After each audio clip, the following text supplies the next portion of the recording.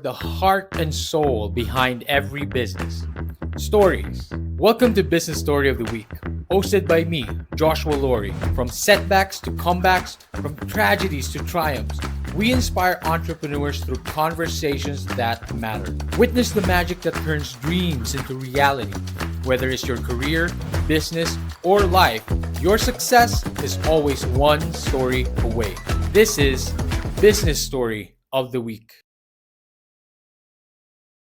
Hi, this is Ben Haldeman. Welcome to Business Podcast of the Week. Fantastic. And that is Ben, the man of the moon himself, the spaceman himself. And of course, I am Joshua, your host. Ben, is the moon our next legacy or your next legacy? That's where we're headed next, and it's going to happen faster than most people think.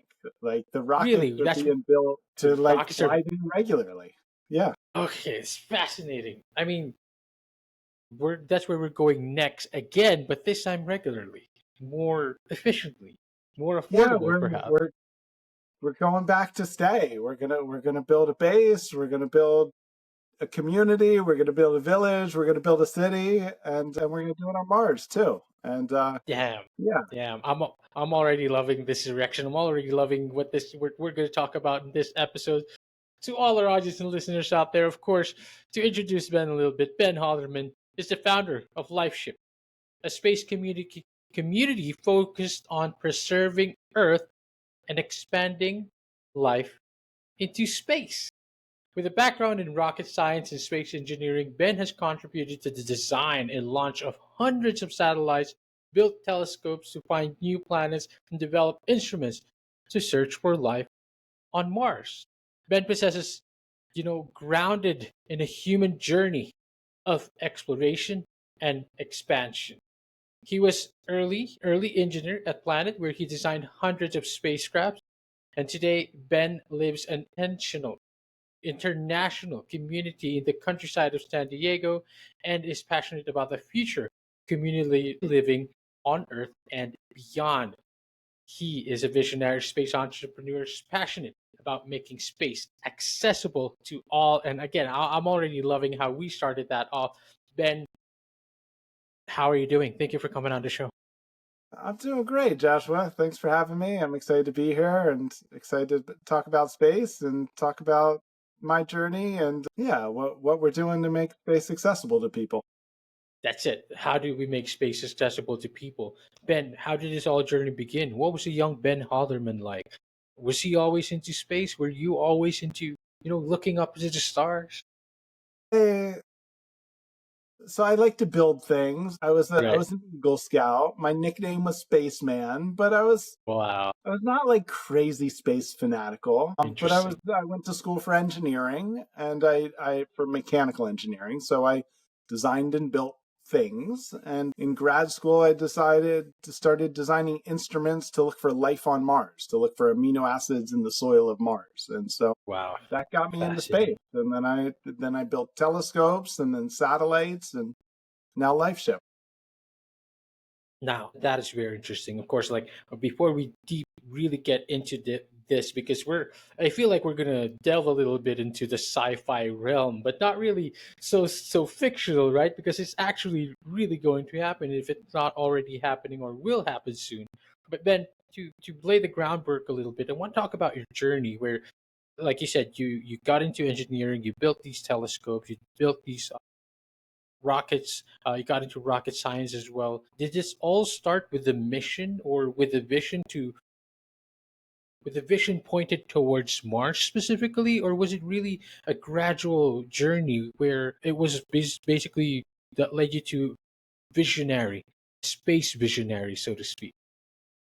Yeah, I feel space caught my curiosity. I worked on stuff to look for life on Mars. I built telescopes to look for new planets, and then I built satellites to help Earth. And so that really, my path went for looking for life out there, looking for places life could one day go, or life could one day have been, using space to help Earth.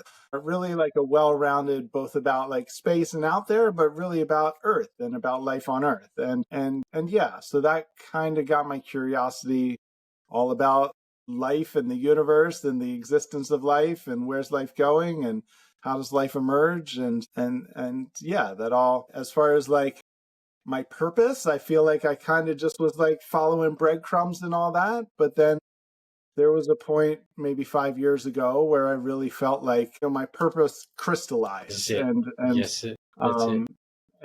and yeah, where I really felt like, oh, okay, my mission is to both preserve and help life here, but to continue life out there. And I so love like that. the continuation of life in the universe, I love which is that. also the continuation of life here as well. Absolutely. Absolutely. I love that you had that vision, like the quest, right? The quest is always to find life out there, right?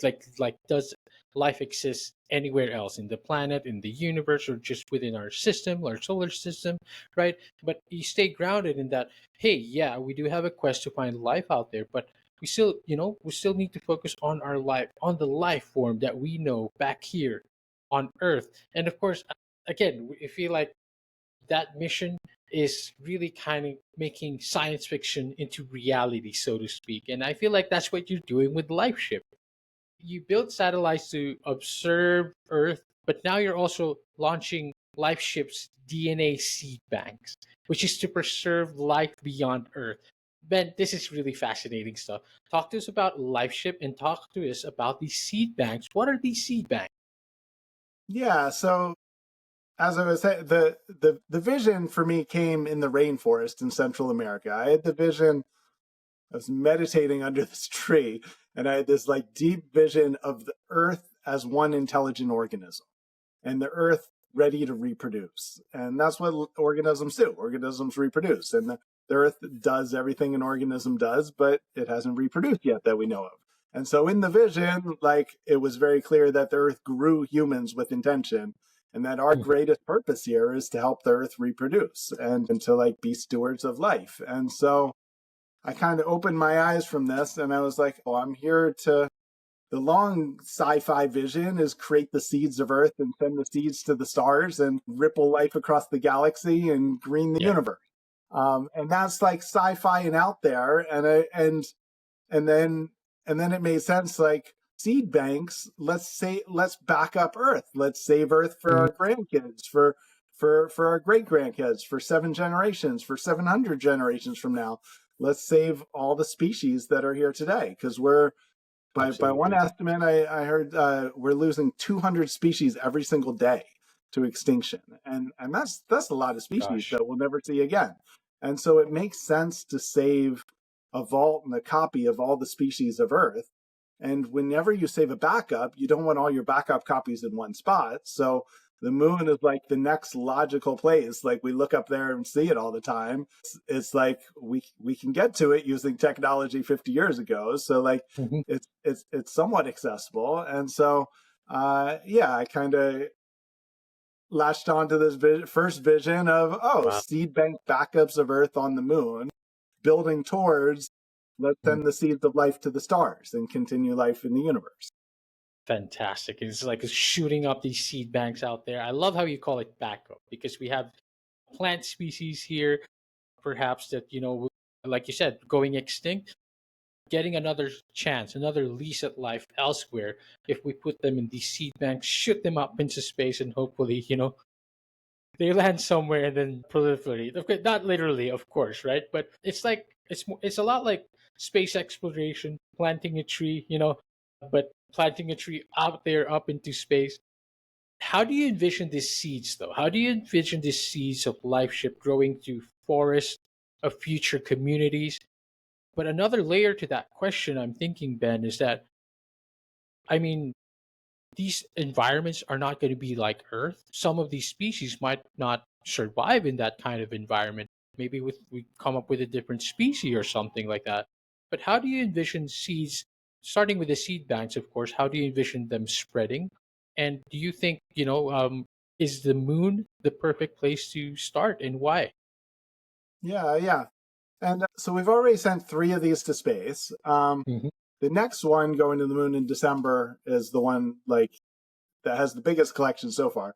And so when I say seed banks, we have hundreds of different plant seeds on board. But we also have the DNA of all different species of animals and the DNA of all different humans as well. So it's plant seeds, but it's also a DNA backup.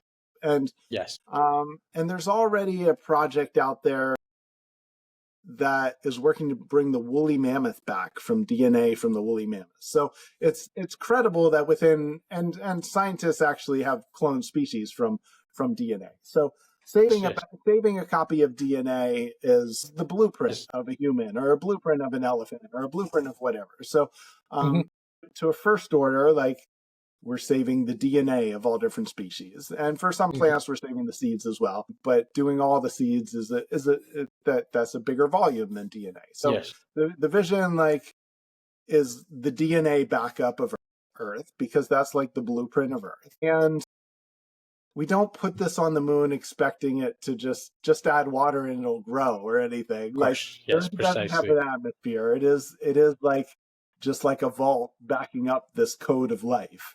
And same when we go to Mars, or when we're sending another one out to deep space. These are just backups of the blueprint of Earth. Though many people and many sci-fi books have imagined creating an actual seed that could be sent out there, and billions of these seeds that could be sent out there, and that could crash into something and could start the process of evolution on another planet. And there's many people high up in NASA that I've talked to that believe that's how the Earth might have gotten started, is that something else that sent its seeds here, or a fungi spore came here, or whatever. So yeah, in some ways we are building towards, could we actually create seeds that spread life? And that's probably not going to be the moon or Mars, because there's easier way to like build up life on the moon or Mars. But if we're going like galactic and sending these across the galaxy, then possibly seeds actually make sense, or like some sort of bioengineered seeds. And to your point of, will there be new species in space? Like, probably. And like, yes, things will need to be adapted to different environments. And in a way, I see potentially we do that in the future. Who knows? Like, we're starting off by biotech engineering space company that preserves the DNA of humans and species, and people can add their DNA and save the forever copy of themselves across space. And maybe someday we're actually working on bringing those people back to life, or it's scary, but modifying those people or bringing them back to the Mars environment, or whatever. That's, sci-fi and future, but like, the premise is, could we save a copy of Earth and send it to the stars, send it to other places, and someday bring those species back? I love it. Like I said, like, we are entering kind of like a sci-fi realm, but it's not so fictional, is what I think is what we're getting at. I mean, where we're at right now, especially the way you talk about it, and especially the engineering that's revolving around LifeShip as well. It's like the idea is there. It's doable now. We can do it now. We're getting it done now. You've already sent 3 of these seed banks out there. We're now focusing on Mars, and there was also another discussion there, right? Like, why haven't we built a base on Mars already, right? Like, we were there a long time ago during this space race. Why haven't we returned? I mean, we did return a few times, right? But why not a base? On your website, Ben, the LifeShip website, literally the first thing that comes up out there is like putting a pyramid on the moon, right, as part of a symbolic mission. This is fascinating, of course, and I understand the implications of having a moon up on there, which I think is like, wow, fascinating. What was the inspiration first of putting this idea, that the symbolic pyramid on the moon? What was the inspiration behind that, and how do you fit it? How do you think it fits the broader vision for LifeShip? Yeah, so we are putting a pyramid in the launch in December. It launches. There's a lunar lander called Firefly Aerospace. They build a lunar lander, a moon lander, and they're based out of Austin, Texas. And this lander launches on a SpaceX rocket, Elon Musk's Falcon 9 rocket, and it'll go to the moon surface, and the lander will land on the surface, and we have a small, like, 1.5 inch tall pyramid on it. this. It's a small pyramid, and we have 4 more upcoming missions over the next several years to the moon, and we plan on bigger ones to the moon as well. So a pyramid is a symbol that has stood the test of time. All different cultures have built it. It's a symbol that kind of represents like a legacy of a previous culture passing on something to a future. Yeah, it's a monument. Even a small one is still a monument. And in some ways it's kind of like I go to Burning Man, and at Burning Man there's a temple at Burning Man, and it's not a religious temple. It's just like a gorgeous structure that gets built in the middle, and at all hours of the day, 24 hours a day, people are in there writing messages to on the walls, or like hanging photos of loved ones, or hanging art on the walls, and over the course of Burning Man, the week of it gets covered in like prayers and intentions and wishes and memories and all sorts of stuff. And so I kind of see this pyramid on the moon as something like that. It's something that we have ways for people to add their photos, their stories, their memory of a loved one, their DNA, their art, all different things. So it is kind of like a temple for all of humanity that people can add stuff to. And I see that building towards maybe someday we actually, when there's a village on the moon, or a small city on the moon, then maybe we actually build like an actual temple and like can send people there. And that's true. And it's like so it's a vision towards something that can unite humanity, something that anyone can be like, cool, we all can put our wishes and our dreams in there, and that's what it symbolizes. Absolutely.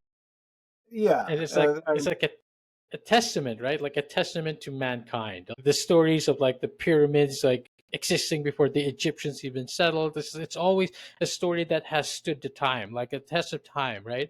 And what we're doing is we're trying to transcend space-time this time around, right? And it's having that pyramid, even though no matter what the size to start, right? It's a symbolic testament to our goal, our journey, mankind's goal to transcend all that. And like I said, like you said, I love it. Eventually, we probably build a village. We probably build a base. I really think we should build a base on Moon sooner than later. And I think that I love that LifeShip is one of those that are spearheading that. And you guys are on a mission to again expand our species. I love it. First off, Ben, LifeShip, I love the name. What else do you guys have envisioning of what LifeShip can do and will do in the future as we try to transcend or send mankind into space, or back up mankind into space? I love it. What else? What other projects do you have in mind? Yeah, so we're really in some ways like a platform, a time capsule platform, a space-time platform. So we have a bunch of partners that are adding their own collections to it. So one of our partners is adding 100,000 kids have submitted art to it and are putting the art in it. Another partner is a group called the Museum of Ideas, and they interview people about their ideas and are collecting ideas from all over humanity, and then preserving these in our capsule in space. And so it is a way for people to help create something, and that could be a business where it's like you create a business where you collect some submittals from people, or collect their wedding photos, or their like make a wedding gift, or make a memory thing, or a legacy thing, or something. So yeah, we're excited about partnerships and other groups and other people and other companies that want to add stuff and contribute to this. And then we have products for people. We have products for people to send their art. We have ways for people to send their DNA, their story, building towards saving your avatar, which is like, your 3D virtual scan of yourself, as well as like your stream of consciousness, train an AI on who you are, and send that to the stars. And and then we're using technology in these where we're both nano etching into a ceramic information that's as well as into this nickel metal called nanofiche, and both of those are designed to last 1 billion years in space. So we can save information, we can save your avatar, we can save your photo, we can save your legacy, your story for 1 billion years, and Yes. we can save your DNA, your genetic code. Mm-hmm. So yeah, I see it as a platform. I see it as like, okay, we're creating a few products, but then Mm-hmm. I meet all sorts of people who want to create things and make them last forever and make them be a story that gets sent to the moon. And so yeah, we're excited about people that help build things on top of this and include their information. I love it. I love it. Again, it's like transcending space time, making sure our memories last, but at the same time, what can we do now? Like how can we put ourselves out there right now and making it more accessible for everyone? Lunar art galleries, by the way, is all over your website as well. For our audience and listeners out there, a website is lifeship.com. You guys can go check that out. You can send your DNA. You can send, what check out what other projects they have out there as well, that other projects that they have in line. Ben, I love it. I mean, I don't know if you can tell by now, I'm really, really into this stuff. I love sci-fi, but also even more this because now it feels like we're turning it into reality a bit more every day. Thanks, of course, to LifeShip and all your partners and what you guys do and your team over there. Ben, as we start wrapping this up, this is kind of just like a question in tangent. We talked about the future of LifeShip, and your journey, your past, and the current as well. Ben, do you think there's life out there? For sure. The universe is so big. There are so many planets out there, and there's already very likely signs. The instruments that I worked on the early prototypes of, future ones have now gone to Mars on the rover missions, and they've found amino acids in the soil Gosh. and other molecules that we only know of life producing chemistry or biochemistry that produces those. It's very likely that life evolved on Mars as well, that Mhm. could have been related to Earth and like cross contamination or whatever, or it could have been totally Wow. independent.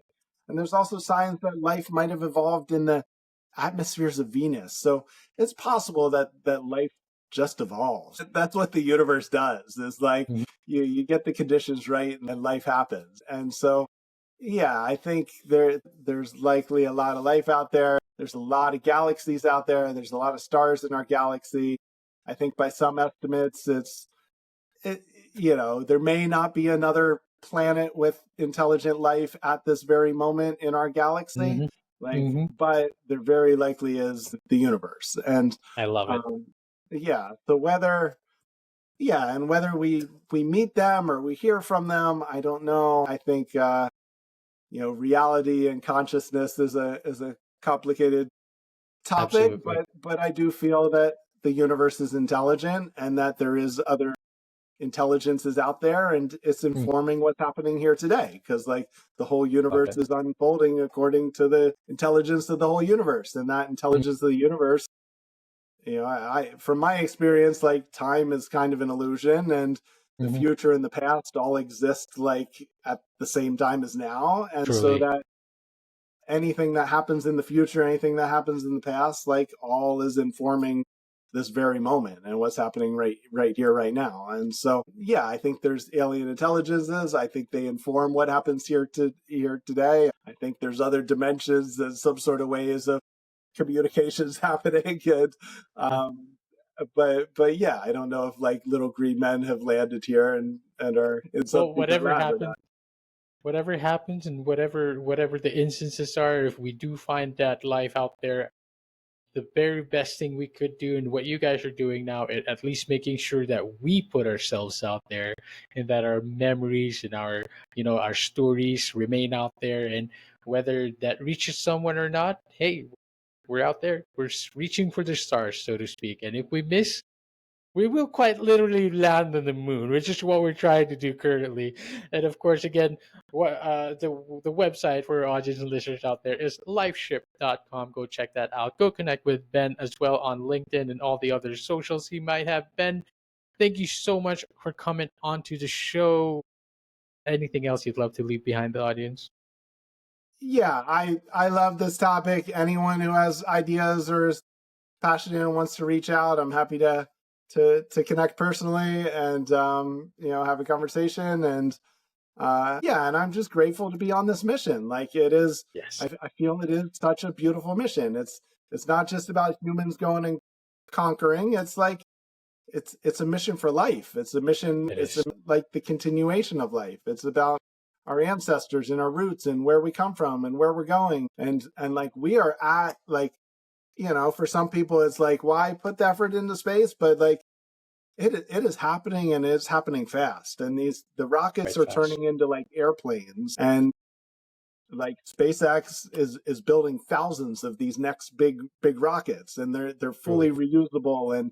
And so like cities on the moon, cities on Mars are going to happen quickly. And like, so what we do now and who we choose to be and what like values we take outwards, that is like going to affect the whole rest of the universe and the whole rest of our species, and come back and affect here on Earth. So I feel like right now and who we choose to be and what we choose to bring outwards and how we do it as a movement for humanity is like a very important thing that's very present and right now.